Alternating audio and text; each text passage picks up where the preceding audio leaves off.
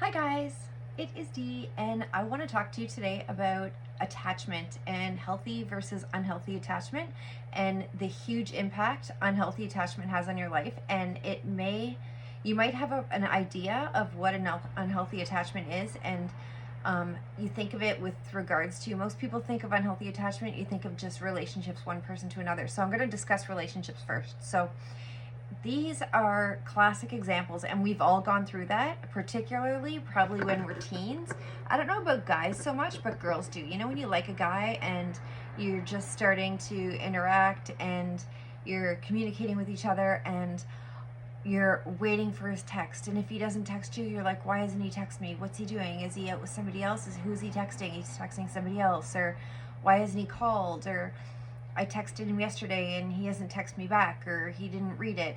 And you become hyper focused on this and you can't concentrate on anything else when you're young. And this is a very unhealthy attachment because it owns you. It takes control of your, it takes control of not only your emotions, but your focus and your ability to complete other tasks and multitask and particularly be able to focus on yourself, on your needs, and on the needs of your life and the things you need to be doing.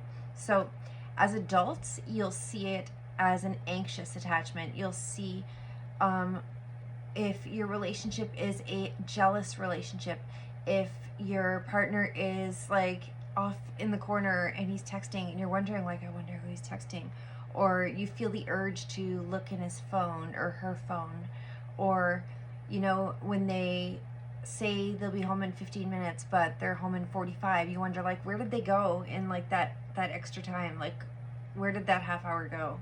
Like, that is an anxious attachment, and it owns you. It comes to a point where it has a power over you, and it's so unhealthy because it really does have power over you, and it controls your ability to value yourself, to concentrate on yourself, to worry about your own life and your needs and what you want to be doing and what you're doing, because you're so worried about the other person. And to be able to be the best version of yourself, you have to be able to focus on you, and somebody else should complement you, not, you shouldn't be dependent on that somebody else for your ability to focus and to do the things you need to do to the very best of your ability. And if you need that person to be validating you and to be validating your relationship constantly, then that is a serious problem. And the same goes for situations where there are sometimes experiences you've had in your past and you can't detach from them, and they're impacting the way you live your life now. For instance, a bad boss you've had in the past, and so you assume you're very critical. Everything your boss says, you take it to heart. It hurts your feelings, or it can ruin your whole day because you feel like they're judging you negatively, or they don't like you, or they're not happy with you, or past relationships, and it makes you untrusting right from the start, right from the get-go. Nobody starts at 100%. They start like where the last partner left off, and that's not fair, and that's not a healthy way to start a relationship. The other thing is guilt. You can be unhealthily attached to guilt from a situation in the past, and you can't let it go, and it controls your behaviors. It'll help you, it'll lead you to make decisions based upon decisions you've made in the past that you feel guilty about, as opposed to taking each situation as an individual situation and thinking through it logically and making decisions based on the uniqueness of each situation as it comes. Instead, you're making decisions based on avoiding a mistake you may have made before, and sometimes that leads you to make the wrong decision. So you need to be your very best version of yourself. Like, we all need to be, and we're all here on this earth, and we all have the ability to be blessed, to have whatever we want, whatever we need, and we all have the ability to go and get that. And you know, there's people who unfortunately don't, and in my profession, I can't say we all do, because the truth is there are some people that that don't have all the opportunities that we have, and that's really unfortunate and sad, and they're disadvantaged. But for the most part, healthy grown individuals that don't have disabilities and severe trauma and aren't dealing with like cognitive issues and these sorts of things, or severe emotional damage, we all have the ability to really bless ourselves and reach out and grab whatever we want in life and really take the reins and get it. But we can't do that if we have unhealthy attachments to either traumas or guilt or past situations, preconceptions, preconceived ideas because of past situations. If we are attached to other people or other relationships or situations, some people are attached to drama. They can't be happy unless they feel like there's something dramatic or like something big going on in their life. They can't enjoy just the peace and calmness and enjoyment of themselves in their own skin, in their own life. And the only way to deal with all of these unhealthy attachments is to learn to detach. And the best way to learn to detach from anything, any situation, anybody, any relationship is self-care. And I know we've all heard so much about self-care. Like there's only so many bubble baths and like candles you can light. But I'm talking about a different type of self-care. I'm talking about, and not just journaling, but writing down, making intentional lists that don't involve situations or circumstances or people around you, anyone else in your life, only you. And I want you to make a list, and on that list I want you to write the things that you love about yourself and the things that you've valued about yourself, whether they're true right now or they were true of yourself in the past before you ended up in the situation you're in, those things that you loved. And then I want you to make a list of the things that you think are getting in the way of that. And you have to be brutally honest with yourself for that.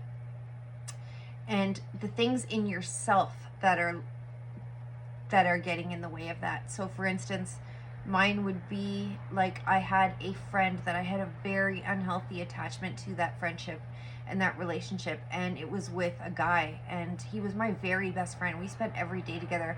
There was never a sexual relationship, never a romantic relationship, but we were very best friends. And he got a girlfriend and he completely cut me off, and this was years of everyday family things. Like, he was a part of my family. And I had for so long the most unhealthy attachment to this relationship, and I didn't realize it until it ended. And I felt like what is my life? I can't, like, what do I do at night? What do I do for fun? What do I do for enjoyment? Because I can't hang out with my best buddy, and we hung out every single day after work all day and night until it was time to go to bed. Then I'd go home or he'd go home, and that was that. But I was a lost soul because I was so involved in an unhealthy attachment. So what I needed to do was make a list of the things that I enjoyed about myself only, and what was getting in the way of that. And what was getting in the way of that was my inability to find hobbies or to take enjoyment in other things, or my inability to be alone all by myself, or my inability to feel excitement and joy in taking care of myself and doing things for just myself. For instance, I would cook amazing meals, but I would do it for two of us because we'd hang out and have a great dinner together. The relationship ended, and I found myself like not eating. I'd be like drinking a shake, like a green smoothie for dinner, because I didn't want to cook for just myself. And this is where romanticizing yourself and your own life comes in. And I know that's like a buzzword to romanticize your life, but this is real. You need to, instead of, if it's a relationship that ended and you're used to having really nice meals with somebody else and that was the focal point of your evening, you'd talk and hang out and have a nice dinner, start doing that by yourself. Play some music that you love.